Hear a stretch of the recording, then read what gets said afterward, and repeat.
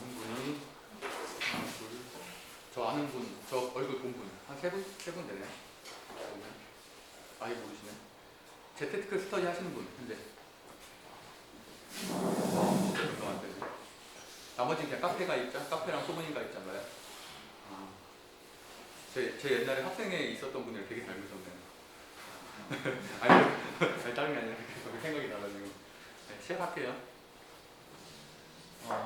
저는 뭐 이것저것 많이 하고 있는데, 최근에는 이거를 일일이 다 설명할 수가 없어서 그냥 돈 되는 건 다 한다라고 표현을 하거든요. 그래서 메인 잡은 학교에서, 대학에서 강사하고 연구원하고 있고요. 원래 법학을 좀 오래 했어요. 법학을 오래 했고, 그러다 보니까 강의하는 거나 이런 것들이 좀 딱딱할 수는 있는데, 강의를 잘하는 편은 아니고요. 그냥 뭔가 좀 논리적인 걸 좋아해서 어떤, 예를 들어서 저도 공부를 하잖아요. 재테크 공부를 하는데 조금 논리 관계가 안 맞는 거에 대해서는 좀 어떻게 보면 믿지 않는 편이고, 제가 증명한 것들만 보고 있고요. 저는 회사 다니면서, 이거는 이제 주 4일 근무예요. 회사 다니면서 그 스타트업을 창업을 해서 정부 지원 사업, 뒷부분에도 정부 지원 사업 얘기가 있는데, 정부 지원 사업으로 한 2억 정도 받아서 창업을 했고요. 그 다음에 추가적으로 농장, 체험농장, 애견펜션, 그 다음에 이 국가배세모는 3개 지점이 있어요. 3개 지점. 그리고 이것도 사업자 등록 지금 젊은 부자들 내서 운영하고 있는 거고, 다 나머지는 사업자 있는 것들이고요. 유튜브 채널은 개설한 지가 4개월 정도 됐고, 한 지금 1600명 정도. 그리고 청년 창업사, 이것도 그 정부지원 사업이에요. 정부지원 사업이고. 그래서 제가, 물론 창업에 전혀 관심 없는 분들은 안 받을 수도 있는데, 어떻게 보면 이런 단어들을 평생 모르고 사는 사람들도 있어요. 근데 청년 창업 서강학교 같은 경우는 직장을 다니면서 할 수도 있고, 정부 지원 사업이고, 정부 지원 사업 중에서 금액이 가장 커요. 그래서 1억씩 2년 동안, 물론 검증 절차를 받죠. 검증 절차를 받지만 그렇게 진행을 하고, 뭐 네이버 그 블로그도 운영하고 있고요. 블로그 강사도 하고 있고, 창업 강사도 하고 있고, 뭐 여러 가지 하고 있습니다. 근데 이런 것들을 열거한 이유가 뒷부분에 다 강의 내용에 들어가요. 들어가고, 장표가 점점 많아지고 있는데, 일단은 저는 습관에 대한 얘기를 꼭 하고 싶어요. 습관에 대한 얘기를 꼭 하고 싶고, 그 다음에 시장에 대한 얘기, 그 다음에 주식 얘기. 사실 이 장표는 이 장표가 그때 10월달에 SBS에서 촬영을 나왔었는데, 그때 조금 주식에 대해서 부정적으로 얘기해달라고 해가지고 그때 만들었던 장표라서 부정적으로 장표가 돼 있는데, 현재는 그거보다는 조금 편견을 덜은 상태고요. 그 다음에 이제 경매 얘기, 창업 얘기, 뭐 이 정도가 될 것 같아요. 강의 시간 1시간 30분 꽉 채워서 할 거라서 쉬는 시간은 중간에 5분 정도만 하고 진행하겠습니다.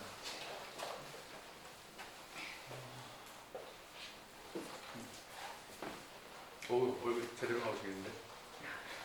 반대로 보면 같은 느낌. 힘들 수 있어요. 그냥 적당한데 안 되는데. 여기 가운데만 안 하죠. 사실 뭐 저는 그렇게 생각해요. 좋은 유튜브도 되게 많고, 전문가 유튜브들이 너무 많잖아요. 유튜브도 많고, 굳이 주말에 여기까지 나와서 듣는다는 거는 어쨌든 좋은 컨텐츠를 기대를 하고 올 수도 있고, 아니면 사람들과의 관계, 그 다음에 와서 실행력을 얻어갈 수도 있다고 생각하는데, 저는 어쨌든 이런 오프라인 모임은 가장 중요한 건 실행력이라고 생각하거든요. 뭐 경매를 예를 들자면은, 경매 법정을 평생 안 가는 사람들도 많아요. 평생 안 가는 사람들도 많고, 뭐 보통은 40, 50대가 많이 가죠. 그래서 경매 법정에 가면은 실제로 40, 50대 분들이 되게 많이 있고, 저같이 30대나 아니면 20대가 가면은 정말 제일 어린 사람이 되는 건데, 그 프로세스를 조금이라도 일찍 알고 있으면은 굉장히 부의 축적 정도, 수단 이런 것들이 되게 다르다고 생각을 하고요. 저는 기회비용을 굉장히 중요하게 생각을 해서 주식 강의 같은 걸 할 때도, 물론 주식 공부 하나하나 다 할 수 있죠. 하나하나 다 하고 책 사고 유튜브 보고 완벽하게 공부해서 주식의 고수가 돼서 할 수도 있지만, 그럼 이미 지금 장이 끝났죠. 지금 불장은 사실은 제가 보기에도 5, 6월이면 끝날 것 같은데, 어쨌든 그때까지 공부해서 7, 8월에 들어가면 이미 박스피기 때문에 힘들다고 저는 보거든요. 그래서 할 때 사실은 제가 제일 좋아하는 말이 물 들어올 때 노저어라요. 그래서 블로그 강의도 하고 경매 강의하고 창업 강의하고 지금 한 강의만 6개 정도 하고 있는데, 사람들이 그래요. 너무 그 하나에 좀 집중해서 전문성 키워야 되는 게 아니냐고 하는데, 저는 그래요. 이 강의가 다음 달에 못 할 수도 있는 거예요. 어떻게 될지 모르니까 저는 어쨌든 할 수 있는 때 최대한 하는 게 좋다고 생각하고, 그런 실행력을 얻을 수 있는 게 이런 재테크 모임이라고 생각하고요. 저는 이거는 굳이 사실 장표를 안 내고 싶었는데, 유튜브 같은 거 하다 보면은 거짓말이라는 말이 하도 많아서 재산세 납부 내역서예요. 한 330만 원 정도 매년 내고 있고요. 재산세에 써 있고 이천시 뭐 그래서 한 4개 정도 속초도 있고 뭐 대전도 있고 한데 어쨌든 이 정도면 한 공시지가 기준으로 330이면은 한 40억 정도 시가로 따지면 40에서 45억 정도 그 정도 되고 계좌는 증권계좌는 저희 유튜브는 MTS를 직접 녹화해서 이렇게 캡처해서 올리는 게 아니라 녹화해서 전 과정을 다 보여주거든요. 매매하는 과정도 다 보여주고 하는데 저는 12월 4일에 제가 여기 이 모임에 굉장히 고맙게 생각을 하는 거는 제가 이 모임을 만들었지만 저는 여기를 통해서 사실은 동기부여를 받았어요. 하도 주식 얘기를 많이 하니까. 그래서 예전에 9월, 10월에 사람들이 주식 얘기할 때 대답 하나도 못했어요, 여기에서. 그래서 저는 이랬어요. 아이고 뭐 비트코인 같은 거 아니냐. 비트코인 어저께 6천만 원 넘었죠. 6,300만 원 됐더라고요. 근데 어쨌든 그러니까 과거에 생각했던 것들이 현실적으로 달라진 게 굉장히 많은 것 같아요. 모든 전문가들이 저희 거의 한 90% 이상의 전문가들이 이런 장을 전혀 예측을 못했고 그렇기 때문에 반대로 지금 초보자들이 들어가기에도 너무 좋은 것 같아요. 증권이든 경매든 아파트 청약이든 오히려 모든 것을 다 완벽하게 알고 있으면은 겁도 많아지고 리스크에 대한 부담감 때문에 못 들어가는 경우를 많이 봤거든요. 그래서 어쨌든 저는 한 3개월에 한 1억 4천 정도 했고 사실은 11월, 12월은 장이 워낙 좋았기 때문에 그냥 걸 수 있다고 칠 수 있잖아요. 1월, 2월 조정장 때도 지금 매달 4천씩은 걸고 있어요. 그래서 그 얘기도 뒷부분에 좀 해드릴 거고 제가 하는 방법이나 이런 게 옳다는 건 아니고 저는 테마주는 절대 안 해요. 테마주라는 기준은 제가 생각하는 기준은 어쨌든 시총 1조 미만 소형주는 아예 안 하고 있고요. 대형주를 데이 트레이딩으로 진행을 하고 있어요. 이거는 제가 물론 이게 사실 이것만 해도 하루 종일 강의를 할 수도 있는데 이건 제가 자산을 형성해온 과정이거든요. 그래서 이거는 전체적인 강도가 아무래도 이때가 부동산값이 재작년보다 많이 올랐기 때문에 물론 부동산에 대한 자본 정도가 많이 늘어갔는데 어쨌든 처음만 좀 얘기를 하고 싶은데 처음에는 20살 때 시드머니가 어떻게 생성이 됐냐면 수능이 끝났잖아요. 수능이 끝나고 지금 학교로 올라와야 되는데 4개월 정도 시간이 남아서 그때 제가 대전 사람이거든요. 대전이 고향인데 대전에서 그 남자다움의 상징이 금목걸이와 금반지, 금팔찌 이런 거예요. 그것도 한 2돈 정도 되는 굉장히 두꺼운.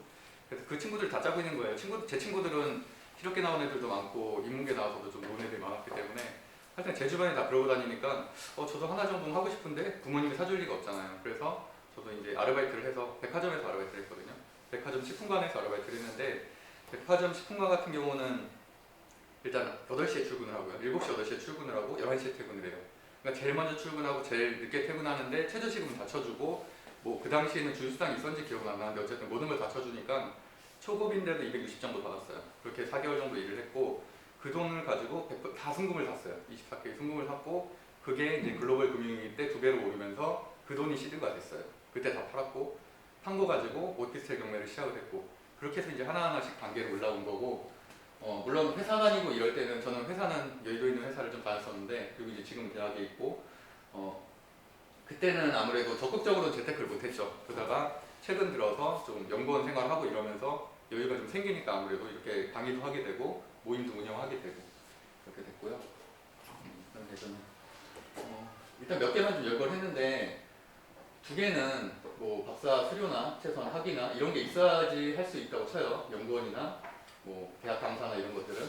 그럼 이거를 제외하고는 저는 진짜 여기 있는 누구라도 다 할 수 있다고 생각해요. 뭐 동시에까지는 아니겠지만 일단은 창업에서 저는 이제 월급을 200만 원씩 가져가고 있는데 더 가져갈 수는 있어요. 더 가져갈 수 있는데 제가 이제 재테크에서도 중요하게 생각하는 것 중에 하나가 세금이거든요. 절세 수단이기 때문에 제가 더 많이 가져가면은 그 구간을 넘어가요. 과표 구간을 넘어가서 저는 한 200만 원만 가져가고 있고 그 대신에 이제 법인의 이익금으로 쌓이고 있죠. 그 대신에 법인의 세금이 더 싸기 때문에 그래서 어쨌든 이런 것들도 왜 그런 말 있잖아요. 부동산 경매라든지 부동산 법인을 통해서 자산을 취득하고 매매를 하고 그러잖아요. 그런 이유들도 대부분 다 세금 때문이잖아요. 그래서 개인의 이런 소득도 법인으로 분리한다는 거. 그러니까 오늘은 이거를 전 과정을 이해한다라기보다는 그냥 이렇게 이 사람은 그냥 이렇게 살고 있고 이렇게 포인트들이 있구나 정도로 알아두시면 될 것 같고 물론 제가 강의하는 거가 오늘 재테크 얘기가 한 10종류가 되겠지만 10종류 이상이 있겠죠. 당연히 몇백 종류의 재테크가 있을 수 있는 거고 제가 모르는 재테크도 많겠고 근데 다만 강사들 중에서는 자기가 좀 더 잘하는 게 있고 자기가 경험해 본 게 있기 때문에 그런 쪽에 좀 더 포커스가 맞춰진다고 생각하면 될 것 같아요. 그리고 이제 농장, 뭐 펜션 이렇게 써놨는데 이거는 그럼 큰 자본이 필요한 거 아니냐라고 생각할 수도 있겠지만 그냥 시골에 있는 작은 펜션이고 그거에 대해서 이제 테마를 입힌 거죠. 애견 펜션이라는 컨셉을 입혀서 만약에 이거를 제가 그냥 양평이나 이런 데 땅을 매입해서 샀다면 한 10억 정도 필요하겠죠. 뭐 한 60평짜리 두 동을 짓는다면은. 근데 그게 아니고 충남 금산에 굉장히 작은 뭐 거의 공시지가는 평당 한 5만 원, 10만 원, 5만 원 정도도 안 하는 그런 땅에 펜션을 지었고 거기를 이제 그쪽에 대정권이 애견 펜션이 없더라고요. 그래서 애견 펜션으로 블로그로 시작해서 블로그로만 이제 브랜딩을 해서 좀 수익을 많이 내고 있고 그래서 그러니까 이거는 사실 누구나 할 수 있는 거죠. 그리고 대출 같은 거 활용하고 건축도 다 대출이 나오거든요. 그런 걸 활용하면 충분히 직장인들도 지을 수 있고 무인으로 돌아가고 있어요. 무인으로 돌아가고 청소하는 사람만 고용해서 그 근처에 있는 대학생이 청소만 와서 하고 있고 그러니까 상주하는 인원이 없기 때문에 누구든지 다 운영할 수 있는 형태죠. 카페 같은 경우도 원래는 제가 교육 스타트업을 차리면서 교육 스타트업의 지점인데 거기에서 이제 사실 투자를 받기 위해서 북글자를 붙인 거예요. 그래서 원래는 뭐 책을 좋아하진 않고요. 책은 한 1년에 한 권 정도 읽고 있습니다. 제가 독서 모임도 운영을 하고 있는데 제가 하나 독서 모임 나가면 책은 필요 없다. 실행이 중요하다라고 말씀을 하고요. 거기에 대해서 굉장히 근데 어쨌든 그만큼 저는 실행하는 게 중요하다고 생각을 해요. 물론 독서를 부정하는 건 아닌데 이제 제가 생각할 때는 독서 할 시간도 없고 일단은 시행착오를 경험을 했을 때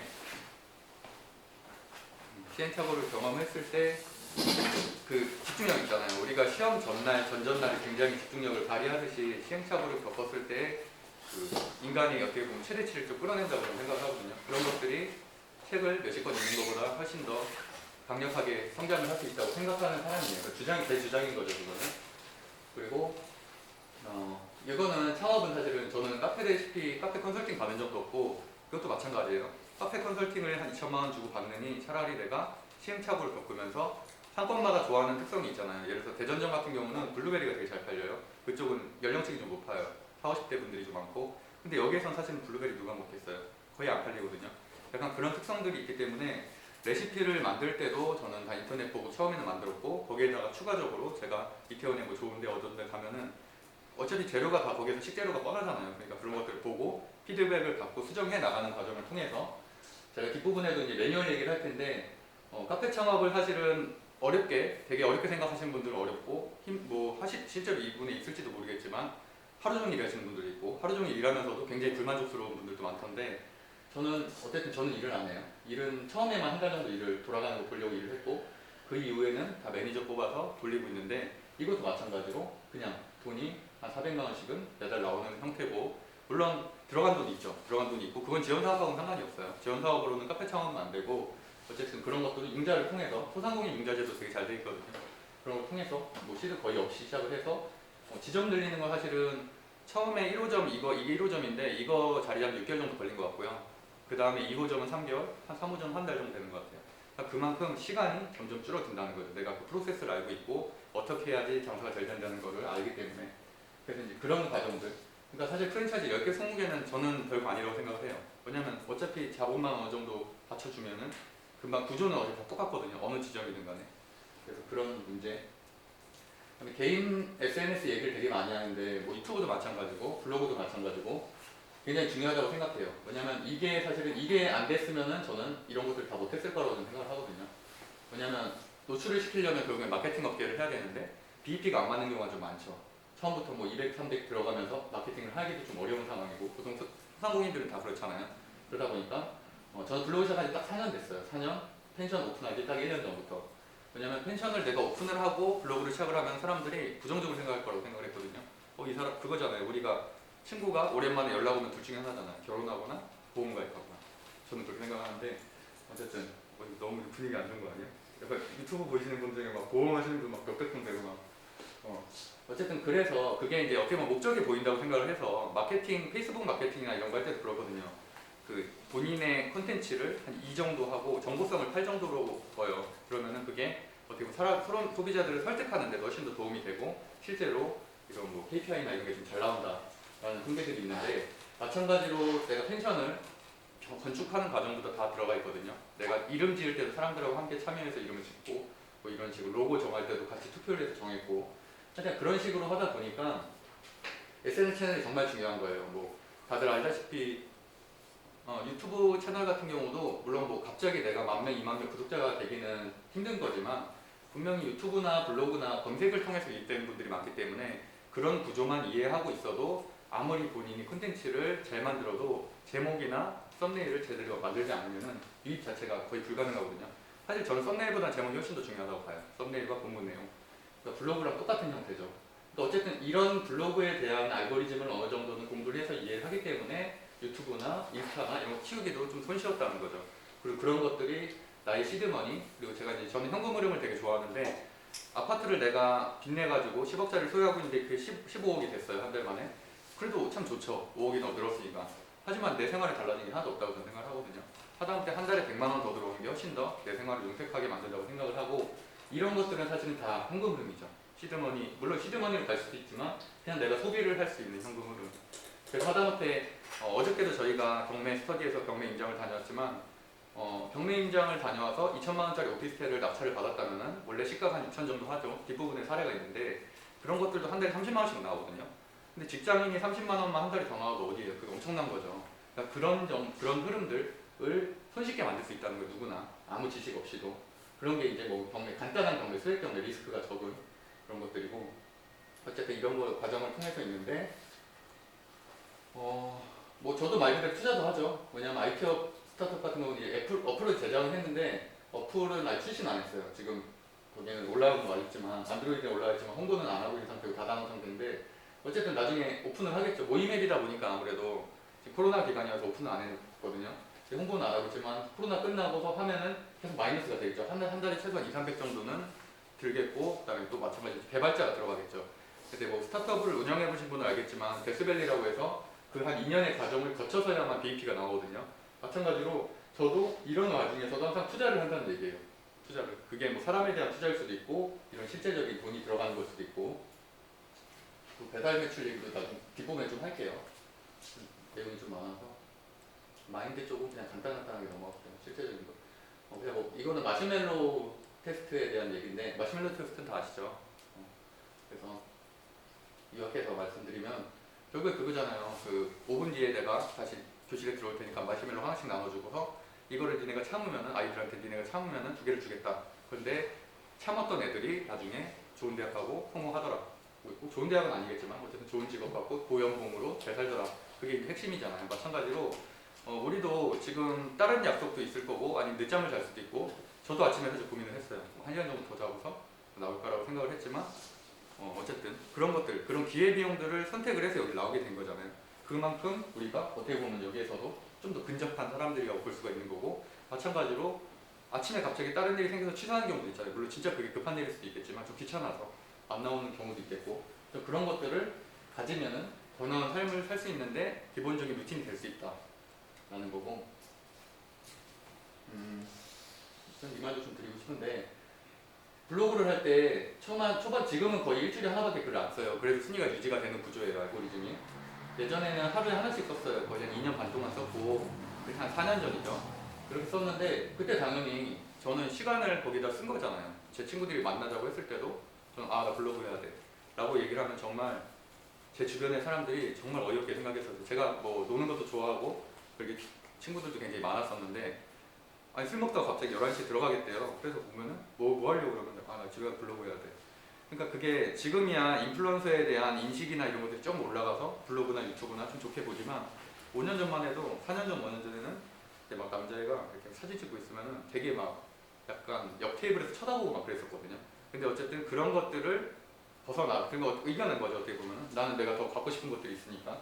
그래서 이겨내서 이제 어쨌든 지금 네이버 인플루언서가 된 거고, 마찬가지로 친구들 만날 거 다 만나고, 뭐 내가 약간 되게 잔소리하는 것 같은데 친구들 만나는 거 다 만나고 술 마실 거 다 먹고 연애할 거 다 하고, 그러면서도 재테크 막 해서 부자 되고 싶다라고 하는 건 조금, 물론 멀티가 다 가능하시면 괜찮은데 결국에는 시간은 한정돼 있잖아요. 그래서 저 같은 경우는 예를 들어서 주식 공부를 하는데 어떤 사람은 3시간을 쓴다고 쳐요. 3시간을 써도 아니 이걸 예를 들게요. 앱을 개발하는데 제 스타트업에 있다 보니까 주변에 이런 사람들이 있어요. 개발자들이 하는 코딩 공부를 하더라고요. 대표가. 저는 되게 기회비용 낭비라고 생각을 하거든요. 그러면 저의 관점이에요.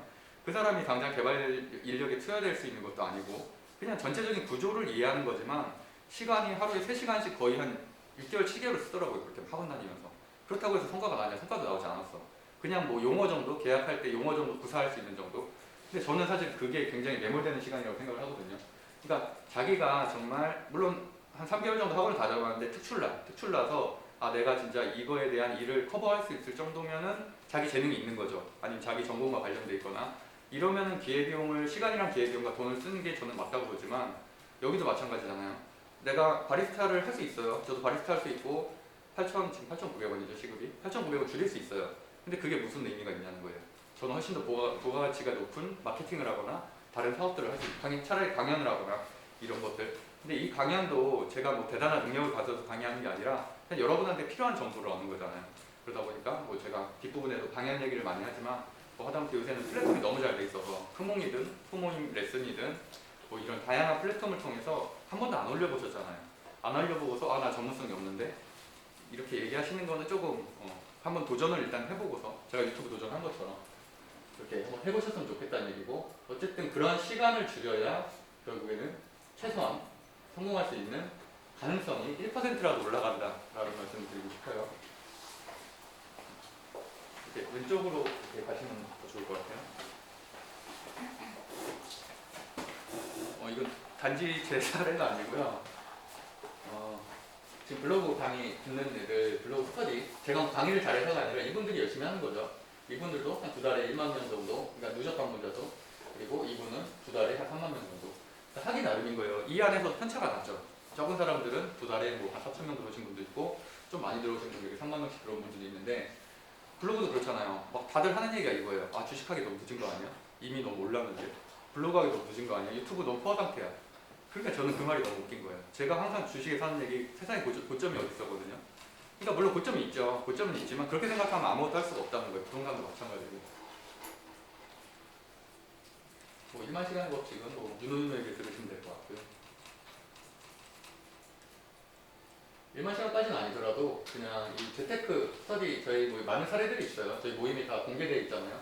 이분도 예전에 리더도 하셨던 분인데 어쨌든 너무 초반에는 글 쓰는 걸 되게 어려워하고 무슨 말을 써야 될지도 모르고 사람들하고 가족들하고 그런 경제 얘기하는 걸 되게 부담스러워했는데 한 두 달 정도 지나서는 그래도 최소한 주식을 거래를 하고 뭐 경제에 있는 습관이 잡혔다. 아직도 어려운 게 많지만 더 열심히 해야겠다.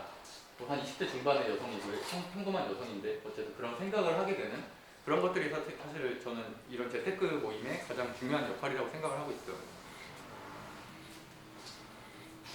뭐 파레토 법칙도 다 알죠. 저도 굉장히 신뢰하는 법칙 중에 하나인데 어느 집단이든지 그런 것 같아요. 예진 씨도 잘 알겠지만 우리가 대학원 모임 운영해보면은 항상 20%가 모든 걸 다 이끈다고 생각을 하거든요. 저는. 그러니까 이거를 어떻게 돌려 말하고 싶냐면 어쨌든 우리도 많은 사람들 중에 이런 선택을 해서 나오신 거잖아요. 재테크 공부를 하겠다고. 그러니까 그렇지 않은 80%의 사람들에 비해서는 훨씬 더 원하는 목적을 이룰 가능성이 높다는 말씀입니다. 웬열 얘기도 제가 되게 많이 한 건데 사실은 이런 장표 하나하나가 다 어떻게 보면 하나하나 컨텐츠가 될 수 있는 1시간짜리 강의들이거든요. 그냥 오늘은 그냥 이렇게 됐다는데 경험의 흐름 정도만 말씀드린 겁니다. 초반에 제가 직원 고용했을 때는 제가 매년이라는 말을 정말 지금도 되게 많이 하는데 어떤 시행착오를 겪잖아요. 그러면은 이 사람을 알바를 예를 들게요. 알바를 새로 고용을 하면은 보통 프랜차이즈는 제가 알기로는 거의 한 3주 정도 교육하는 걸로 알고 있어요. 스타벅스 같은 데 그 정도 교육을 하고 짧게도 한 이틀 정도 최소한. 그러면 그 시간 동안 시급을 주면서 어떻게 보면 가르치는 거죠. 근데 저희 같은 경우는 3시간이거든요. 3시간 동안 처음 온 사람이 3시간 적응하고 못하면 하지 말아야 해요. 저는 처음에 계약할 때 그렇게 계약을 하고. 근데 이게 가능하게 된 이유는 이렇게 매뉴얼이 계속 업데이트가 되기 때문이에요. 그러니까 이렇게 영상으로 만들고 그 다음에 문서화 시키고 사진화 시각화 시키고 이렇게 되면은 처음에는 당연히 불가능했죠. 처음에 오픈했을 때는 그 알바에게 저희가 또 레시피가 되게 많아요. 다른 카페보다 한 2배 정도 많은 편이거든요. 메뉴가 70개가 넘어서. 그리고 또 오븐도 사용하죠. 베이킹도 어느 정도 있죠. 그러다 보면 그거를 사실은 제가 생각해도 한 6시간, 7시간 정도 해야지 습득하는 게 맞는데 하도 자세하게 돼 있다 보니까 그리고 파일을 또 제공을 하잖아요. 그러니까 알바들이 또 아니면 영상을 보고 동영상을 다 찍어 놓으니까 그거 보고서 혼자서 학습을 하는 거예요. 집에 가서. 그렇게 해서 어쨌든 3시간 만에 누구든지 혼자서 근무 쓸 수 있는 저희는 다 혼자 쓰는 상태거든요. 그래서 혼자서 근무 쓸 수 있는 형태로 만들 수 있다. 그러니까 카페 창업을 언젠가는 꿈꾸는 분들도 있겠지만 그렇게 어려운 일은 아니다. 이 말이 되게 어폐가 있는데 어려운 일은 맞지만 충분히 자기가 일을 안 하고도 돌아갈 수 있는 오토로 돌릴 수 있는 시스템이 대단한 게 아니다 라는 말씀을 드리고 싶어요.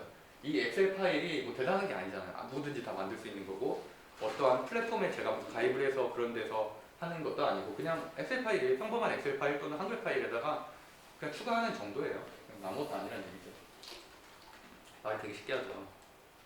근데 저는 그래요. 제가 경험을 해보니까 왜 그런 걸 안 하지? 블로그도 계속 쓰다 보면 결국에 노출될 수밖에 없는 구조인데 왜 안 하지라는 생각을 되게 많이 하고 그래서 이제 뭐 그런 것들도 플랫폼이나 이런 것들도 운영을 해라. SNS 채널 운영해라라고 말씀드리는 거죠. 배달도 얘기를 드릴게요. 배달이 아는데 배달을 사실 얘기를 드리는 이유는 뭐냐면 지금 여기 당장 배달 창업을 하실 분은 없겠지만 배달은 경매랑도 연결되고요. 모든 산업군이랑 다 연결이 되고 있어요. 뭐 주식도 지금 쿠팡이라든지 배달의 민족이라든지 다 앞으로 IPO 할 기업들에 관한 내용이기도 하고 이거 대전점인데 댓글이랑 이런 게 굉장히 많아요. 여기는 한 번도 저희가 뭐 작업을 하거나 한 번도 그렇게 한 적이 없어요. 그냥 자발적인 댓글들이고 어쨌든 이 동네에선 1위거든요. 저희가 스타벅스도 이겼고 1위인데 한 지가 딱 7개월 6월달부터 저희가 7개월부터 배달을 시작했고 그때는 어쨌든 뭐 캔실링 그러니까 다른 점은 뭐냐면 이거예요. 캔실링이고 그다음에 뭐 베이킹을 좀 하고 베이킹 그렇다고 제빵사가 전문적으로 하는 것도 아니고 어느 정도 할 수 있는 수준의 파티시에를 아예 처음부터 직원을 고용을 해서 걔가 이제 남는 시간에 적당히 이제 만드는 그런 형태로 하고 있는데 무슨 말씀 드리고 싶냐면 제가 이 배달한다고 했을 때 뭐라고 했냐면 사람들이 늦었다. 무슨 배달이냐. 이미 배달 전문 업체 1,500원, 2,000원짜리 수두룩한데 뭐 백다방이라든지 이런데 어떻게 이기냐 우리가. 이때는 이제 사실은 2단계 되기 전이잖아요. 근데 제가 그랬어요. 아니 어쨌든 매출은 떨어졌고 그리고 사실은 저는 이게 마케팅이라고 생각을 했거든요. 저희는 이제 커피가 4,000원 정도 해요. 배달 커피가 4,000원 정도 하고 뭐 디저트 5,000원, 6,000원 하는데 어쨌든 우리가 저렴한 가격으로 공급을 하면 매장에선 더 비싸게 파니까 5,000원에 파니까 공급을 하면은 사람들이 이런 데가 이 정도 맛이 있구나라면은 올 수 있는 수단이라고 저는 생각을 했어요. 그래서 파트타임 파티시에서 고용을 해서 저희가 한 달에 추가적으로 60만 원 정도 재료값까지 하면 100만 원 정도 투자를 해서 좀 퀄리티를 올리기도 했고 어쨌든 그 결과로서 사람들이 원래는 오프라인 매장을 모르던 사람들도 이 동네 사람들이 알게 되는 거잖아요. 약간 그런 형태로도 배달을 써야 되고 지금은 저희 같은 경우는 특히나 여기는 2층이잖아요. 2층도 여기도 배달하거든요. 물론 대전점점 발전이는 않지만 여기마저도 처음에는 고민을 했지만 결국에는 할 수밖에 없는 여기가 이제 뭐 마케팅에 대한 부분도 있고 매출에 대한 부분도 있지만 어쨌든 시대적인 흐름이잖아요. 배달 매출이라는 거는. 그래서 그런 것들도 꼭 도전을 했기 때문에 결과가 나왔다는 거고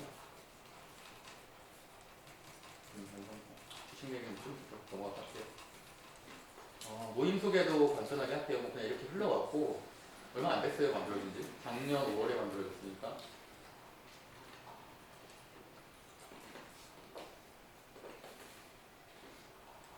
뭐 여러 가지 비전은 있는데 왜 테슬라가 그런 얘기 하잖아요. 뭐 테슬라 일론 머스크가 뭐 나는 그 얘기는 잘 아시죠? 지금 차들의 이름을 다 조합을 하면 섹시카가 되잖아요. 근데 그 계획이 15년 전에 나온 거잖아요. 그러니까 그때는 모델 S가 나오고 뭐 모델 3가 나오고 이런 거에 대해서 사람들이 이해를 못했지만 20년이 지나고 나니까 다 처음부터 계획이 돼 있었던 섹시카로 그렇게 앞 글자만 따면은 그런 것처럼 저도 비전을 한번 세워요. 이 비전을 그렇다고 해서 막 몇 시간 동안 세우는 것도 아니고 그냥 즉흥적으로 뭐 이렇게 해서 뭐 강사들을 키워서 뭐 전문 교육기관 해야 되겠다. 뭐 내가 그동안 해왔던 일들이고 그 커뮤니티 거점화 해서 지점들 많이 늘리고 지금은 지점 늘리는 거에 오프라인 매장 늘리는 거에 대한 생각은 좀 적긴 했는데 어쨌든 뭐 그렇게 해서 뭐 앱도 출시하고 하면 잘 되겠다. 그냥 제가 그냥 막연하게 생각한 것들인데 이런 것들을 그냥 사람들한테 얘기도 하면서 같이 고민도 하고 지금 여기에서는 사실 예진 씨만 저랑 좀 오래 알았는데 예진 씨 같은 경우는 대학원 모임에서도 오랫동안 운영진을 같이 하던 사람이거든요. 근데 대학원 모임 친구들한테 거기가 벌써 4년, 5년 된 모임이에요. 소모임에서. 근데 거기서 제가 제일 많이 듣는 말이 뭐냐면 예전에 제가 그냥 가볍게 했던 말들이 다 실현이 된다는 거예요. 그래서 그런 것들이 신뢰성을 작용을 한다고 하더라고요. 그러니까 어떻게 보면 사실 말만 하시는 분들도 많잖아요. 허세를 부리는 분들도 많고. 근데 어쨌든 저는 나중에 우리 대학원 모임 활용해서 이렇게 할 거라고 했는데 그대로 지금 그래서 이제 법인 이름에 대학원이라는 글자도 들어가고 그대로 이제 실행을 하고 있죠. 우리 모임은 이제 이거는 재테크 스터디는 정말 아무것도 뭘 해야 될지 모를 때 하는 게 재테크 스터디고요. 그냥 경제 공부 매일매일 하는 습관화하는 거. 물론 이것만 해도 안 하는 것보다 당연히 낫죠.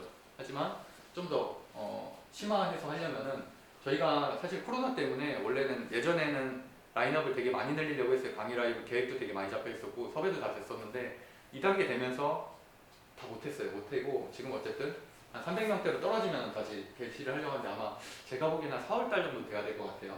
그래서 어쨌든 3월 달에 현재 모집하고 있는 거는 경매하고 수익형 블로그, 그다음에 원데이 클래스는 몇 개 더 해요. 원데이 클래스는 아파트 청약도 하고 뭐 중국 주식 강의도 하고, 그래서 그런 것들은 별개고 이거는 2달 과정으로 돌아가는 것들. 근데 어쨌든 저는 이런 모임을 굳이 하는 이유는 유튜브 좋은 콘텐츠 많은데 못하러 하냐는 말은 결국에는 오프라인을 통해서 같이 경매법정에 가서 입찰도 한번 써보고, 그다음에 부동산 한번 임장 한번 나가보고 이 경험을 얻으려고 하는 거죠. 사실은 강의는 더 좋은 강의가 많잖아요. 자막까지 빠방하게 들어가 있는 강의도 많은데 굳이 뭐 여기까지 와서 아니면 또는 유튜브로 보는 이유는 결국은 이런 데를 참여하는 어떤 동기부여를 얻기 위해서 저는 재테크 모임에 들어온다고 생각을 하고요.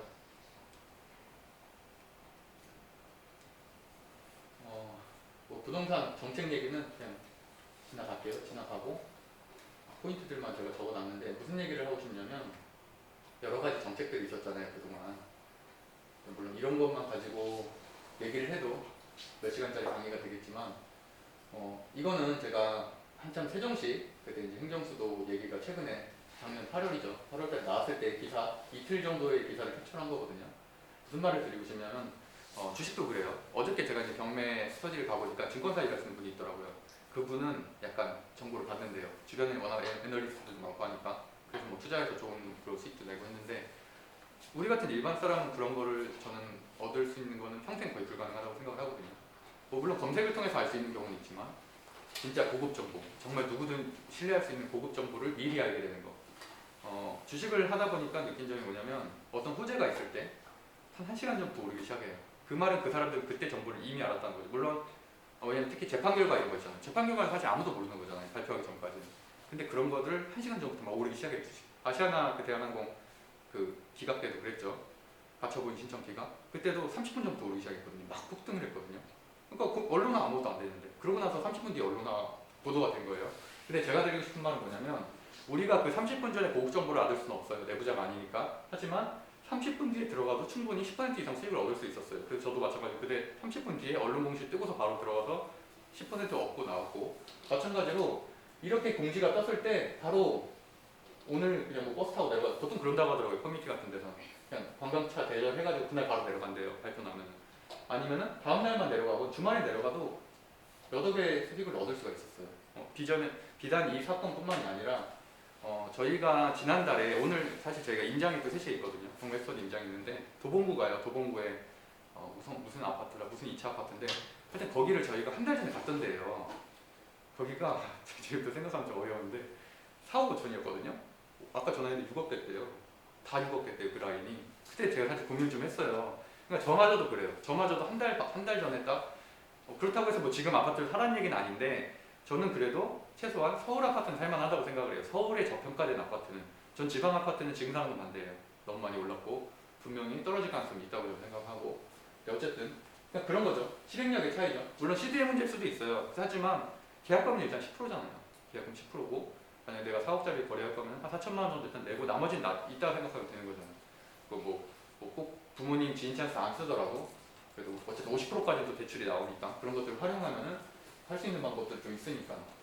왜냐하면 내가 1억 이상 얻을 게 눈에 보이는데 뭐 어떻게든 만들어내겠죠. 뭐 친척에게 돈을 빌리든 어떻게든. 그러니까 어쨌든 그런 기회들을 활용해야지 결국에는 사다리를 좀 탈 수가 있는 거고. 주식 얘기도 좀 갖다 할게요. 근데 유튜버 제가 되고 있나 모르겠다. 이건 좀 사실 좀 예전에 초반에 완전 제가 1주차 때, 저 11월 4일에 개설했다고 했잖아요. 그 11월 4일에 개설하고 나서 삼성전자부터 당연히 시작을 했고요. 진짜 10일 동안도 뭐 손해도 봤어요. 손해도 본 적도 있고, 뭐 아시아나도 손해를 봤고. 그런데 어쨌든 저희가 드리고 싶은 말은 뭐냐면, 대한항공도 했고, 강원랜드 했고, 그때도 한 1,000만 원 정도 수익을 냈거든요. 근데 무슨 말씀 드리고 싶냐면, 저는 일단 다 제가 선택한 기준은 시총 뭐 한 30위 안에 드는, 다 누구나 한 번 정도 들어봤을 만한 기업들. 제가 이제 뭐 유튜브 콘텐츠로는 쿠팡 관련주 이런 것도 지난주에 올리고 했는데 물론 올랐어요. 결과적으로는 올랐지만 저는 사실 신뢰하진 않아요. 그런 기업들은. 그런 기업들은 정말 급등했다 급락하는, 제로소멸로에서 급락하는, 어떻게 보면은 조금 개미 투자자들을 유인하기 위한 것들이기 때문에 걔네들이 다 언론 플레이 하는 거죠. 그렇게 블로그를 쓰게 하고 신문기사를 쓰게 하고 유튜브에서 찍어내고 이렇게 해서 어쨌든 투자하게끔 하는 거랑, 기본적으로는 재무 실적이 괜찮은 기업들이고 뭐 대한항공, 아시아나 이슈 같은 경우는 어쨌든 누구나 다 아는 이슈잖아요. 구조적으로 당연히 M&A는 A가 A 되는 기업이 오를 수밖에 없는 구조고, 그다음에 M&A 이후에 시너지 효과도 있을 수. 이건 투기가 전 아니라고 생각을 해요. 이거는 내가 정당한 투자라고 생각을 해요. 이 기업에 대한 충분한 뭐 내가 재무제표 볼 줄 몰라도 재무제표 볼 필요가 뭐가 있어요. 그냥 ROE 정도만 보면 되고 PER 정도만 보면 되는 거지. 그래서 저는 그렇게 생각해요. 이 말을 사실 부정할 사람들도 굉장히 많겠지만 저는 오히려 너무 많이 알면은 투자를 못하거나 실행을 못하는 분들을 너무 많이 봤기 때문에. 그래서 어쨌든 중요한 거는 일단 기회가 왔을 때 안정적인 거. 제가 강조하는 건 안정적인 거잖아요. 다 대기업들이고. 그러니까 그런 곳에 투자해서 어쨌든 수익화를 냈던. 계좌에서 한 날부터 투자를 한 거예요. 아무것도 모르고. 저는 현재까지도 책도 안 읽어봤고, 이게 뭐 자랑스러운 얘기는 아니지만 주식책 단 한 번도 읽어본 적이 없고요. 사긴 샀어요. 6번 샀는데 여기도 있죠. 여기 꽂혀져 있는데 하나도 안 읽었고, 유튜브는 한 영승환 부장 거? 뭐 하여튼 그런 거는 보긴 해요. 왜냐면 트렌드를 읽어야 되니까.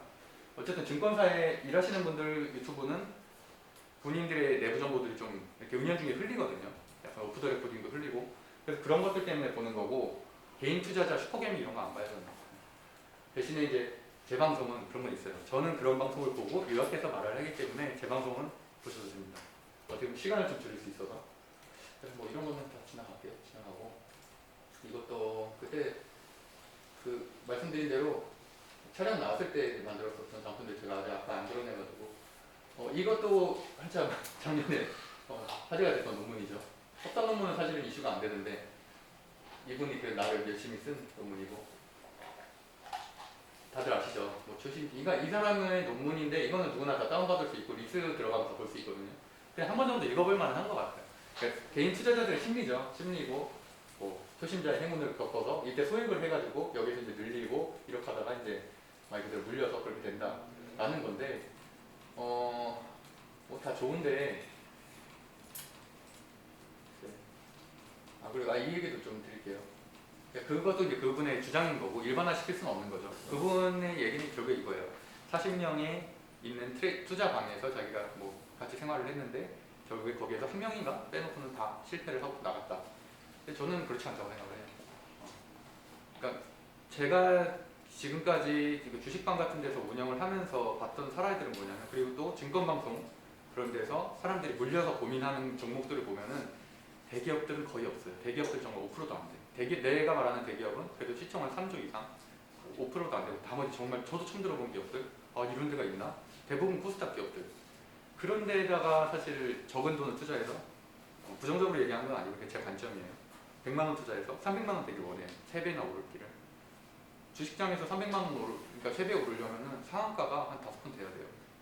그런 불가능한 일들을 마치 자기가 굉장한 정보를 알고 있는 것처럼, 아니면 마치 자기의 차트를 굉장히 잘 보는 것처럼, 그렇게 따지면은 그러니까 30년 증권 공부하신 분들이 다 1000억 이상 부자가 됐어. 1000억이 뭐야? 뭐 억대 1조 단위 부자가 됐어. 계속 복리로 늘어나는데 그럼 말이 안 되잖아요.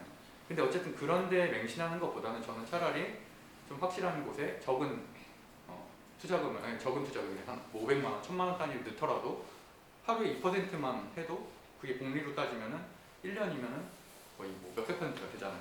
그런 개념으로 생각하는 게 저는 낫다. 제 투자 관점은. 왜 그러냐면 제가 주식 얘기를 사람들하고 하다 보면은 약간 그 주식방이 영웅이 되는 사람들이 어떤 사람이면 한 1년 보유한 사람들. 저는 그게 도대체 왜 잘하는 건지 모르겠어요. 그러니까 결과론적인 얘기잖아요. 1년 보유해서 잘 됐으니까 본인이 계좌 공개를 하는 거고 그렇게 하는 거지만, 사실은 본인이 계좌 공개하지 못하는 부분도 되게 많다고 저는 생각을 하거든요. 특히나 소형 주식들은. 근데 그 중에서 하나 우연히 잘 돼서, 그것도 심지어 수익금을 공개하는 게 아니라 수익률만 공개하잖아요. 저도 10만 원으로 100종류 넣어가지고 잘 되는 거 한 10개만 공개하면 몇백 프로 인증할 수 있죠. 근데 그거보다는 본인이 믿을 수 있는 구조라면은 과감하게 투자를 해서 4%, 5%라도 우리가 어쨌든 증권을 하는 이유도 그렇잖아요. 증권을 하는 이유도 2%인 금리가 싫어서 증권을 하기 시작한 거잖아요. 그러면 사실은 저는 1년에 2% 이상 나오면 되게 좋은 거라고 생각하거든요. 근데 지금 제가 말하는 건 한 달에 2%잖아요. 한 달에 2%면 1년이면은 뭐 거의 한 30%가 넘죠. 최소한으로만 따져도. 복리로 따지면 더 많이 되고. 그래서 어쨌든 좀 인식의 변화를. 왜냐면 제가 말씀드리고 싶은 거 이거예요. 주식책 보면은 다 반대로 얘기했다. 제가 하는 말이 반대로. 다 분산 투자해야 되고, 다 분할 매수해야 되고, 다 분할해서. 저는 한 번도 분할 매수 한 적 없어요. 오히려 하여튼 뭐 그거는 나중에.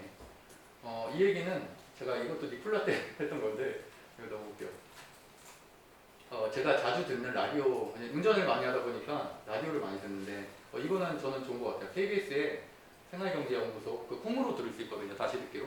그래서 저는 그냥 잠 안 올 때도 틀어놓고 자는데 되게 객관적으로 많이 얘기하세요. 중립적으로 얘기 많이 하고 정치적인 얘기 전혀 안 하고 그리고 어쨌든 증권 얘기도 하고 뭐 경제 돌아가는 얘기 많이 하시는데 여기에서 이분이 인트로로 했던 말이에요. 다 본인이 직접 쓰신다고 하더라고요.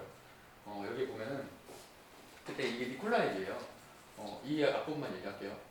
모세를 뒤쫓던 이집트 파라오 군대와 함께 수정된 금과 보석을 인양하기 위해서 홍해의 물을 다 퍼올리겠다 라는 게 19세기에 증권거래소에서 거래되는 한 벤처기업의 사업 아이디어래요. 되게 터무니없는 소리죠. 바닷물을 다 풀겠다는 거예요. 이 보물선을 위해서. 근데 여기에 수많은 돈이 몰렸다는 거예요. 우리나라도 사실 지금 마찬가지죠. 실체가 검증되지 않은 기업에 투자를 하잖아요. 뭐 그냥 언론 보도 하나 믿고 아니면 또는 미팅방에 뭐 담화 하나 믿고 그래서 어쨌든 그런 사례들은 수없이 많았다는 얘기를 이분이 한 거고 최근에 이제 니콜라 얘기도 나오죠. 뭐 근데 이건 뭐 제가 이거를 뭐 부정하고 하고를 떠나서 니콜라도 그렇고 그 어디죠? 그 수소차 떨어졌다 다시 올라간대. 혹시 주식하시는 분들 그 미국에 그게 니콜라인가? 그게 니콜라네. 어쨌든 그런데 여기도 지금 현재는 물론 모르는 상태예요. 지금 다시 주가가 좀 많이 올라갔죠. 다시 저점 찍고서 어느 정도 올라간 상태고 최근에는 이항이라고 드론업체 거기도 지금 주가 완전 폭락했다 다시 올라가고 있거든요. 알리바바도 지금 중국 면담 이후에 폭락했다 다시 올라가고 있고. 그러니까 사실은 명확하게 밝혀지기 전까지 알 수는 없는데 어떻게 보면 이것도 조금 그렇잖아요. 테슬라는 최소한 그래도 20년 동안 전기차 사업을 하던 곳이에요. 근데 여기는 실체가 아무것도 없었잖아요. 지금이야 뭐 지금도 사실은 뭐 실체가 없다고 볼 수 있고 그러니까 이런 것들에 투자하는 게 조금 위험하다는 거죠. 그러니까 뭐 최소한 실적 그동안에 이 사람이 해왔던 것들 아니면 이 사람의 이력 CEO의 이력 이런 거를 보고서 투자는 최소한 하는 거지 어떻게 보면 이런 것들은 정말 꿈의 투자를 하는 거잖아요. 그래서 이런 거 좀 위험할 수 있다는 말씀 드리고 싶은 거고 뭐 대선 얘기 예전에 만들었던 것들 다 넘어갈게요. 이것도 지금 틀렸죠. 결국에는 지금은 이렇게 되고 있죠. 비트코인. 왜냐면 거기서 그 방송에서 이렇게 해달라고 하더라고요. 이렇게 되는 것처럼 얘기를 해줘라. 그러니까 그만큼 조심을 해라라는 내용을 만들어 달라고 얘기하는 건데 주식 얘기는 저는 주식 강의는 안 해요. 현재는 안 하고 있고 그냥 그 유튜버를 통해서 막 관점 정도만 얘기를 하고 있는데 제가 생각한 거를 진짜 오늘 아침에 10분 정도만 적어봤어요. 대형주 제가 말한 대로 뭐 5주 이상이면 제일 좋고 왜냐면 코스닥 기업까지 합치면은 뭐 한 1조 이상 코스닥에서는 1조 이상 그리고 어쨌든 한 저는 2천 3천짜리 안 한다는 얘기죠. 그리고 매달이 이제 주도 섹터 뭐 다들 아는 얘기예요. 제가 주장하는 게 아니고 바이오 뭐 반도체 바이오는 이제 끝났죠. 12월 바이오 끝났고 흐름을 알아야 된다는 거죠. 이때 바이오 너무 많이 들어가신 분들은 비중 축소 안 했으면 지금 엄청 고생하고 있죠. 다 막 한 20% 30% 마이너스고. 그래서 어쨌든 저도 방송에서 12월 달부터 계속 제약 바이오 이제 끝났다고 왜냐면 그때 대웅하고 한가 맞았잖아요. 대웅하고 현대바이오 한가 맞으면서 전 분위기가 끝났다고 생각을 했어요. 코로나 치료제도 그렇잖아요. 코로나 치료제 개발하는 게 뭐가 중요해요? 그 매출이 중요한 거지. 코로나 치료제를 개발하고 조건부 승인을 받고가 중요한 게 아니라 그건 하나의 이벤트죠. 당연히 소멸하죠. 소멸하고 그게 결국은 실적화 돼야지 기업의 가치가 올라가는 거잖아요. 근데 그 구조를 좀 잘못 이해하고 계신 분들이 있더라고요. 셀트리온도 그렇고 셀트리온이 조건부 승인 1차로 그러니까 처음으로 한 게 뭐가 중요해요. 물론 상징성은 있지만 걔네가 FDA 하고서 해외 판매가 안 되면 아무 의미가 없는 거예요. 근데 그런 구조를 이해를 못하고 여기에서 폭등하겠다라고 생각을 해서 여기다가 돈을 엄청 투자하고 빼지 못했던 분들은 다 지금 손해를 많이 보고 있죠. 결국에는 실적이 나와야지만 모든 게 다 이루어지는 거죠. 그리고 이제 1월달도 뭐 다들 아시다시피 2차전지 뭐 전기차 다 전기차 관련이죠. 전기차 관련이고 저는 이제 2월달 초부터는 계속 로봇 인공위성 얘기 많이 하고 있거든요. 실제로 많이 오르고 있고 그리고 뭐 버진 갤럭틱이라든지 미국 회사들 이런 데들도 많이 오르고 있기 때문에 이런 것들은 단기 소재라기보다는 계속 가져갈 것들. 그러니까 여기가 지금 물려 있잖아요, 다들. 지금 힘을 못 쓰고 있는데 물론 이것도 회복은 되겠지만 어쨌든 지금 트렌드는 또 이거다. 계속 바뀌고 있다는 걸 말씀드리고 싶어서 하는 거예요. 그래서 어쨌든 안정적인 형태로 매달 5% 정도 수익을 달성하고 있거든요. 그리고 복리임이잖아요. 매달 5%라면 1년 수익률 원금 대비 80이에요. 절대 적은 게 아니죠. 한 달 만에 80을 얻을 생각을 하지 말고 매달 조금씩 안정적으로 해서 80까지는 아니더라도 한 30, 40만 얻어도 엄청 큰 거잖아요. 그런 식으로 저는 접근하면 좋겠다는 거예요. 그렇게 대신에 안정적인 곳에만 투자를 하다 보면 투자금을 더 올릴 수 있다는 얘기죠. 1,000만 원으로 100만 원 벌기가 쉽지 10만 원으로 100만 원 버는 게 쉬운 게 아니잖아요. 물론 뭐 리스크를 내가 1,000만 원이라는 리스크를 감당을 해야겠지만 뭐 제가 방송에서는 계속 밀고 있는 제가 줄임말로 테라법이라고 만들었는데 무슨 말이냐면 테슬라가 어떻든 혁신적인 사업을 하고 있고 그거에 대한 평가가 이루어지고 있는 거잖아요. 거의 전무후무한 사건들이고 테슬라 주가가 이렇게 많이 올랐다는 거는. 근데 어쨌든 저는 이제 제가 분석을 한 거예요. 누가 뭐 알려준 것도 아니고. 어쨌든 전기차 분야 가지고 있죠. 그래서 전기차 관련주들 국내에 있는 것들 샀고 자율주행 관련된 반도체. 삼성전자는 사실은 비메모리이기 때문에 자율주행 관련은 아니에요. 자율주행 관련은 아니지만 어쨌든 자율주행 관련된 코스닥 기업들이 있죠. 그래서 그런 것들을 샀고 그다음에 스페이스X가 지금 지난주에 펀딩 엄청 성공했죠. 그래서 지금 88조 기업 가치 인정받았고 우주항공주 제가 말씀드린 대로 투자를 하고 있고 뭐 하나 에어로스페이스라든지 세트리가이라든지 이런 데 하고 있고 스타링크는 5G 관련인데 그거랑 관련 없이 이제 인공위성 5G하고 또 약간 다른 개념이죠. 어쨌든 그래서 인공위성 업체 그리고 그다음에 솔라시티라고 또 테슬라가 가지고 있는 회사가 있잖아요. 그래서 거기도 지금 태양열 1위예요. 미국 내. 그래서 우리나라에서도 지금 태양열 뭐 하나솔루션이라든지 이런 데 보유를 하고 있고 하나솔루션 말로고도 많아요. 뭐 KCC도 있고. 근데 어쨌든 그런 식으로 저는 이게 최소한 올해의 흐름이라고 생각을 하죠. 왜냐면 지금 전기차 협업이 너무 많이 일어나고 있잖아요. 하다못해 GM도 하고 다임러도 하고 있고 다들 뛰어들고 있는 상황이기 때문에 당연히 관련된 이슈들이 발전할 수밖에 없는 구조죠.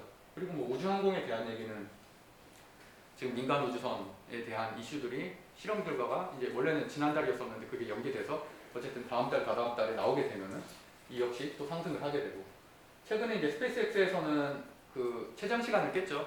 그러니까 우주인으로서 최대한 이제 우주에 체류할 수 있는 시간에 기록을 최근에 깼고 지난달에 깼죠. 지난달에 어쨌든 그런 기록들이 갱신이 되고 있는 것들도 충분히 서칭을 통해서도 단어 하나만 검색해봐도 알 수 있는 정보들이에요. 제가 막 고급 정보를 어디서 받는 게 아니고 그냥 하루에 한 번씩 스페이스 X라고만 검색을 하는 거죠. 최신 순으로 기사 검색. 그렇게 하면 다 이 정도는 말할 수 있습니다. 그 말을 드리는 거예요. 주식 얘기 이제 넘어가서 세금 얘기를 좀 할 건데 세금 얘기도 제가 뭐 절세, 상속, 증여법 강의 이런 것도 하긴 하지만 오늘은 말씀드린 대로 강의 시간이 너무 짧아서 그냥 이런 게 있다 정도. 뭐 연금계좌 세액공제 뭐 이건 다들 당연히 하고 계실 거고 청년 우대하면 더 많죠.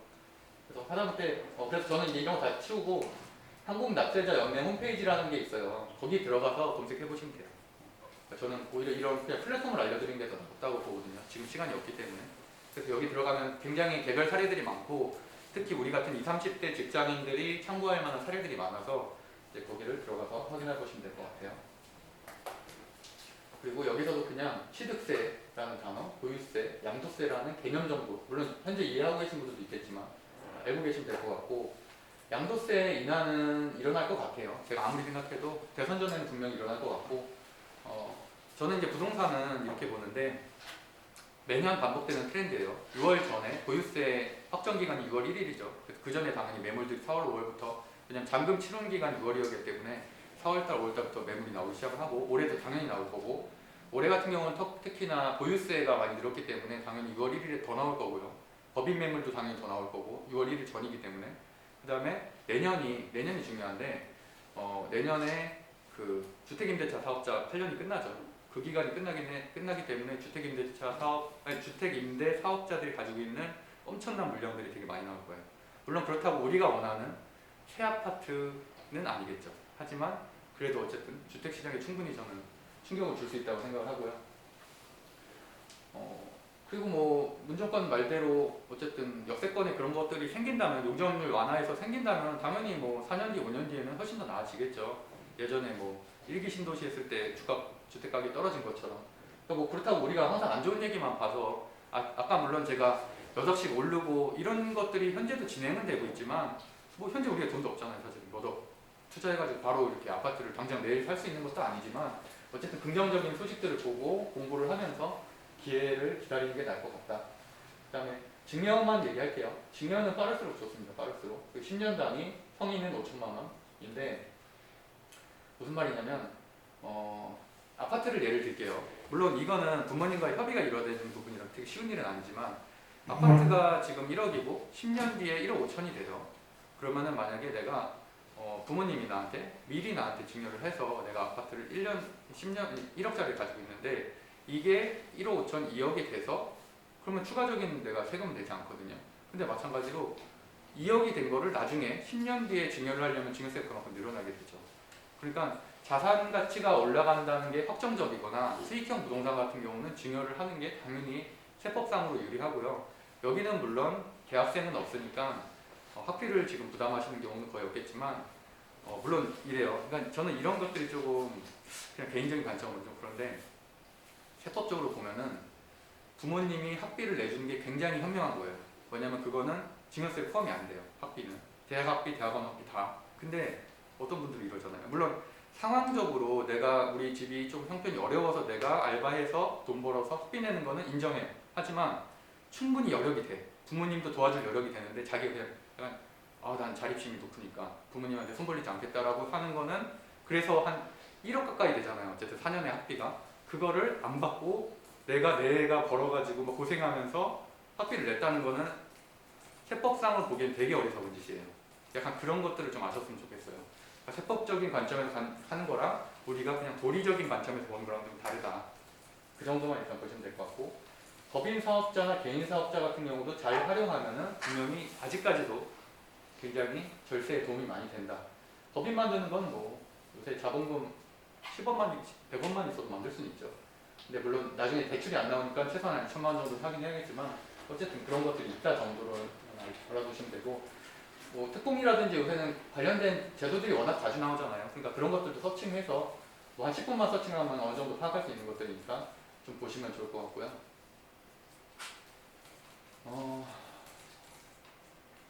시드머니를 만드는데 이제 이게 결국에는 우리 모임 전체의 틀이잖아요. 시드 모임 아니구나. 어쨌든 뭐 시드 모임 안에 강의, 창업, 블로그, 인스타 같은 SNS 뭐 이런 것들. 저는 월급의 투잡을 되게 강조를 하는데 대부분 창업자보다는 아무래도 직장 다니시는 분들이 많을 거라고 생각을 하고 뒷부분에 그래서 제가 창업 파트도 따로 다뤘지만 경업금지를 되게 고민을 많이 하시는데 저는 이렇게 생각해요. 극단적으로 얘기해서 공무원 제외하고는 경업금지에 다 신경 안 쓰셔도 된다. 우리가 회사 정보, 내부 정보를 빼돌려갖고 스타트업을 창업을 해서 그걸로 사업을 영위하지 않는 이상은 물론 이용은 있죠. 취업 규칙에 따라서 회사에서 불이익은 받을 수 있지만 근데 저는 이렇게 생각해요. 또 한편으로 생각하면 내가 평생 이직을 안 할 건가 아니면 내가 이 평생 직장에 있을 건가. 그러니까 어차피 월급으로 받을 수 있는 돈은 한정돼 있는데 그러면 사실은 저는 월급 외의 돈으로 월급만 가지고 재테크를 불려서 하는 건 정말 어렵다고 저는 생각을 하거든요. 여기 월급 외에서 하다못해 아까 말씀드린 대로 뭐 오피스텔이라도 해서 한 달에 30만 원, 40만 원이라도 모아야지 더 자산 형성이 급속도로 빨라지는 거지. 월급을 뭐 계속 뭐 주식 투자를 하거나 이런 건 어쨌든 시드 자체가 적으니까 그런 차원에서 말씀을 드리는 건데 뒷부분에 다시 다루니까 말씀드릴게요. 제가 마음은 급하고 할 양은 많고 그러니까 말이 엄청 빠르네요. 이건 질문이에요. 잠깐 시어가 타임이니까 어디가 제일 많이 올랐어요? 맞추시는 첫 번째로 맞추시는 분에게는 제가 밑에서 이따가 마들렌 하나 드릴게요. 노원입니다. 응? 노원입니다. 계속 한 말씀도 없으시다가 네, 이따가 드리도록 하겠습니다. 네, 노원이 맞아요. 보통은 강남이라고 많이 생각을 하는데 노원이었고요. 노원이었기 때문에 제가 오늘 도봉구를 인정을 받는 거예요. 노원구도 호재가 굉장히 많고 GTX도 그렇고 뭐 다른 거 많죠. 육사도 그렇고 그럼에도 불구하고 아직은 도곡, 강북이, 성북, 은평 여기까지가 그나마 저평가돼 있어요. 현재는. 그래서 이쪽에 지금 아파트 인정을 받려는 거고 그렇다고 뭐 도봉에 무조건 투자해야 된다 이런 얘기는 아니고 그냥 이런 것들도 좀 관심 있게 보면 좋겠다. 기사 보면 다 나오는 것들이니까 좋은 얘기고 강남 송파가 어쨌든 이 정도 올랐고 그러니까 주식도 마찬가지잖아요. 저평가주를 우리가 찾는 게 중요한 거잖아요. 그래서 제가 뭐 경매 이런 거 다닐 때도 제가 작년에도 충주 얘기를 좀 많이 했는데 충주가 1억 이하 주공 아파트들이 되게 많았어요. 뭐 교연주공이라든지 이런 데들 지금은 다 1억 5천, 1억 6천 됐어요. 왜냐면 1억 이하는 주택 청약할 때 주택수로 산정이 안 되기 때문에 1억의 아파트들이 작년에 완전히 러시가 일었죠. 그래서 다 휩쓸어 갔고. 근데 물론 지금도 기회가 있는 건 없는 건 아니죠. 어디가 찾아보면 또 있으니까 지방에. 이런 것들이야 뭐 이렇게 그냥 이것도 뻔한 얘기인데 그냥 간단하게 써봤어요. 저금리는 계속 유지되죠. 물론 채권은 좀 오른다고는 했지만 저금리는 계속 유지되고 부동산은 이 말은 사실 틀렸는데 제가 이 장소를 10월달에 만든 거거든요. 근데 사실 약속도 안 했죠. 이 이후에 좀 올랐어요. 올리긴 했죠. 그 대신에 미분양, 그다음에 청약됐는데 포기한 거 있죠. 청포 이런 것들은 저는 괜찮다고 보고요. 매매는 현재는 어차피 우리가 지금 당장 살 돈도 없지만 매매는 일단 좀 주의하는 게 맞다고 봐요. 특히 지방은. 서울은 괜찮다고 저는 생각하고 지방. 특히 막 오피스텔 분양 매매, 그다음에 무슨 뭐 도시형 생활주택 이런 거 다 하지 마세요. 저는 아니라고 봐요. 그리고 워낙 비싸요. 비싸게도 한 4, 5억씩은 하고 그런 것들이 무슨 도시형 생활주택 이런 것들도 말은 되게 그럴싸하게 하는데 문제가 좀 많아요.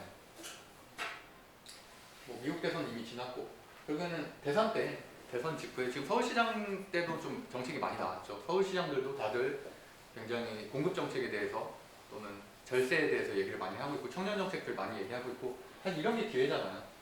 그러니까 결국에는 대선 직전에 뭔가 정책이 나올 때 부동산 시장이 움직일 거고 그때 그래봐야 내년이니까 하면 될 것 같고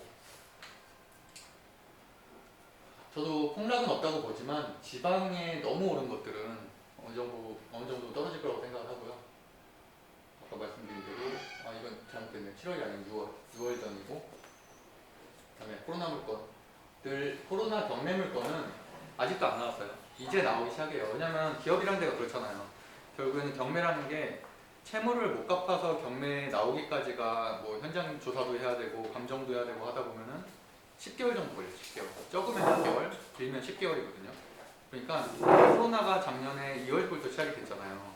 그러니까 2월 달부터 힘들어지기 시작을 해서 뭐 체불하고 이러다 보니까 결국에는 한 10월, 11월부터 폐업이 속출하게 된 거잖아요. 한 6개월 정도 버티다가 여행업이든 어디든 그러다 보니까 결국엔 뭐 10월 정도에 법원 감정이 신청이 되면은 결국에는 올해 한 5월이나 돼야지 나오기 시작을 하는 거예요. 그러니까 현재는 코로나 물건이 경매 시장에 하나도 나온 게 없어요. 그냥 지금 나오는 물건들이 증가했다. 그러니까 기사들도 되게 약간 기자들이 잘 모르니까 그렇게 쓰는데 뭐 코로나 때문에 물건이 엄청 폭증했다라는 식으로 표현을 하던데 그거는 뭐냐면은 코로나 기간 때 물건이 그러니까 법정이 안 열린 때가 되게 많아요. 지금 2번, 3번 지금 다 한 달씩 휴정이 됐죠. 휴정이 돼서 멈춰 있었기 때문에 그때 이제 밀렸었던 것들이 한꺼번에 나오기 때문에 경매 양이 늘어난 것 뿐이고 그때 못 나왔던 사람들이 당연히 경매 법정으로 더 많이 생긴 거고 최근에 아파트 가격이 너무 오르니까 아까 말씀드린 대로 감정을 10개월 전에 하잖아요. 보통 일반적으로. 그럼 10개월 전 시세예요. 아파트가. 그 도봉구 아파트가 제가 아까 말씀드린 데가 감정가가 3억밖에 안 돼요. 지금 6억인데 그게 2020년도에 초에 결정한 거예요. 그러니까 그것 때문에 몰리는데 그 대신에 최초가가 보통은 이제 사실 경매를 하는 이유가 유찰 때문에 하는 거잖아요. 20%, 30% 내려가기 때문에. 근데 최근에는 아파트는 110%, 120% 낙찰이 되고 있죠. 왜냐면 10%, 20%더 줘도 시세보다 싸니까. 그래서 그런 형태로 이용을 하고 있고 또 일단 복비 같은 거 안 줘도 되고 그래서 그런 것 때문에 그렇고 코로나 물건이 점점 많이 나올 거다. 올해 이제 한 중순부터 다양한 특별 공급 대책. 근데 뭐 이거는 근데 어쨌든 서울시장이나 뭐 이런 분들도 늘린다고 하니까 특별 공급을 신혼특공 이런 것들 잘 활용해서 하시면 좋을 것 같고 청약은 저희도 청약 강의를 하시는 분이 있어서 아마 한 다음 달 정도 진행을 할 것 같아요. 대출.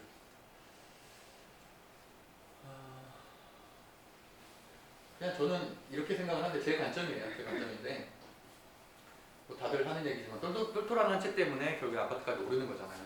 정리를 하더라도. 근데 반대로 얘기하면은 우리가 뭐 저희 성수동 갤러리아 포레나 이런 데를 들어갈 수는 없잖아요. 지금 당장 시드 가지고는.